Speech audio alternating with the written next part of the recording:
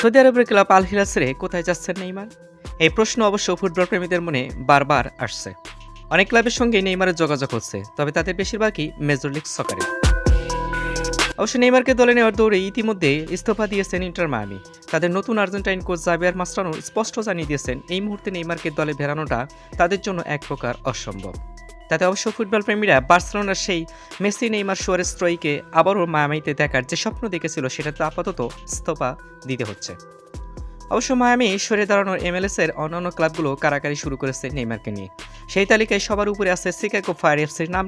ক্লাবটি নতুন মৌসুমকে সামনে রেখে যুক্তরাষ্ট্র জাতীয় ফুটবল দলের সাবেক কোচ গ্রেগ বারলাহল্টারকে তার তত্ত্বাবধানে ঢেলে সাজাতে চেষ্টা করেছে দলকে। সেখানে তারকা ফুটবল হিসেবে নেইমারকে নিতে চাচ্ছেন তারা।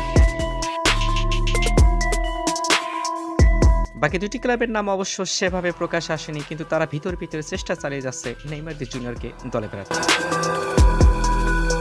আন্তর্জাতিক অঙ্গনে নেইমার ব্রাজিলের হয়ে কাপুর পর দ্বিতীয় সর্বোচ্চ 128 ম্যাচ খেলেছেন, গোল করেছেন রেকর্ড 79টি, যা ব্রাজিলের জার্সি গায়ে সর্বোচ্চ।